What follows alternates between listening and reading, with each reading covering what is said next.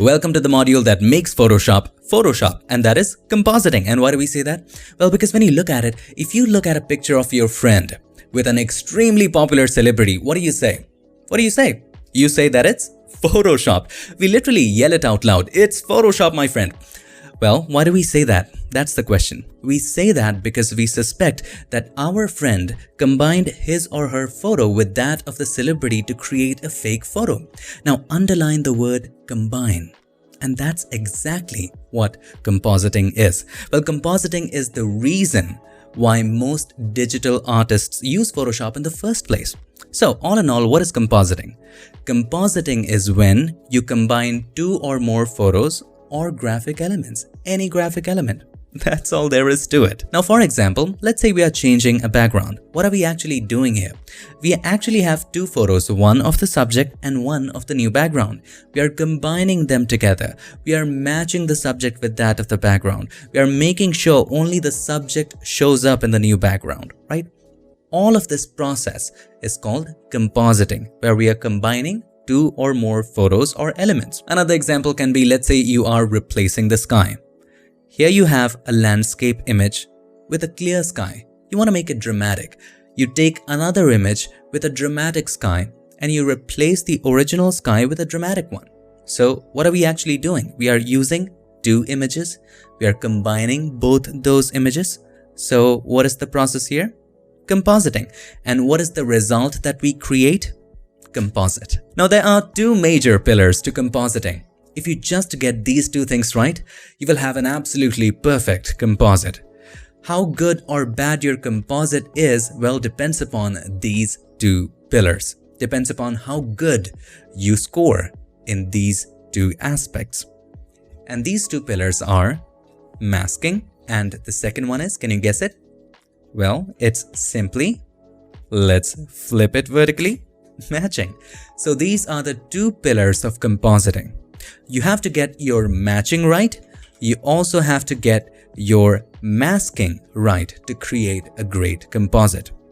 Now, we already know what masking is. Masking is simply having just the subject or the object or whatever you want to place in a new background, just that selected and masked properly so that it doesn't bring with it its previous backgrounds or any previous affiliations, right?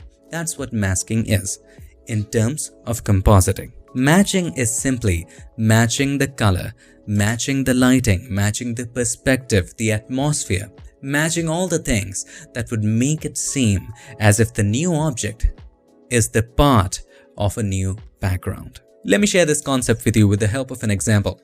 Take a look at this composite I created previously. So this is the original background, right? On top of that, we placed our subject just like this.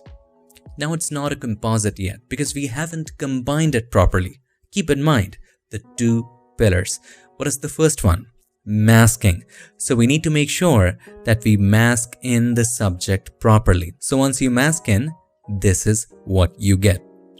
Now, the difficulty of masking and matching will differ from situation to situation. In some cases, masking will be absolutely simple, but it is the matching that will be extremely hard. And there are also cases where masking is absolutely excruciating, where you have to paint in the hair sometimes. But matching, maybe you don't have to do a single thing. So in this case, masking was very simple when I was creating this composite. It was just one click of select subject and a little bit of correction here and there.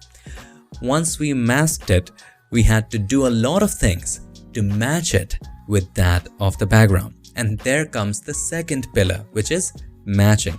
Because if you look at it, I have to turn on the shadows to make sure the shadows look right, then blur the background to show the depth of field, then make a lot of adjustments to the subject to match it with that of the background.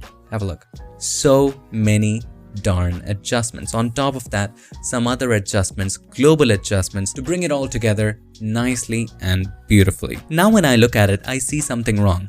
The light is right over here, but the shadow is in this direction. It should have been slightly in that direction, slightly along the right hand side. So we didn't do matching properly here. So you might or might not see the fault, but I do see it. So how perfect your compositing is will depend upon those two factors, masking and matching. Now while we are here, why not correct it? Let's just go down to the shadows. I guess this is the shadow that I added. Press Ctrl or Command T and just right click on it, and simply you can choose distort, skew. Let's go to skew and then take it to the right. There you have it, in line with that of this light, something like this, and have a look. It looks more realistic. Now let me share with you one more thing. When it comes to these pillars of compositing, please don't take them absolutely literally. Now what do I mean by that? When I say the pillars of compositing are masking and matching, masking doesn't mean that you always have to create a specific layer mask. It's not limited to that. You can mask using blend modes. There are lots of other ways to mask, right? You can use blend if as well. It doesn't have to be a layer mask.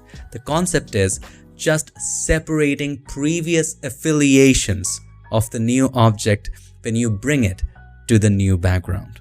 Make sense? In similar sense, matching does not always have to be a ton of adjustment layers trying to match the object with that of the background. There are some cases where we don't have to do matching at all, or do it absolutely differently from the conventional methods. Now let's take a look at this example for reference. Keep in mind, we have worked on this example before in previous lessons. So here we have a simple landscape, right? And we want the sky to be different. We want the sky to be this orange, absolutely dramatic sky. So we could have made a selection of the sky, created a layer mask, and then placed the orange sky beneath it. And actually, it is a longer process. Now, since these branches are so detailed, there's a better way to do it, and that is blending modes. And that's why I told you, masking doesn't always mean creating a layer mask. So what do? Well, it's simple. You turn on the orange sky layer. We know that the sky is very, very bright. So if we change the blend mode of the orange sky from normal to multiply, it'll only darken things. Since the sky is already bright, by changing the blend mode to multiply, it seems as if it's replacing the sky. And the land and the foreground is already black, so it can't go any blacker. So it looks perfect in this case. Now, if you want to make the sky even brighter, because this sky is not absolutely white, here's what you do. Select the landscape layer, create a curves adjustment layer on top of that, and make the sky even brighter by taking the slider, the rightmost slider of the curves, to the left. Now, this is too much. The branches are also going away. So we want to make sure we are at a happy place.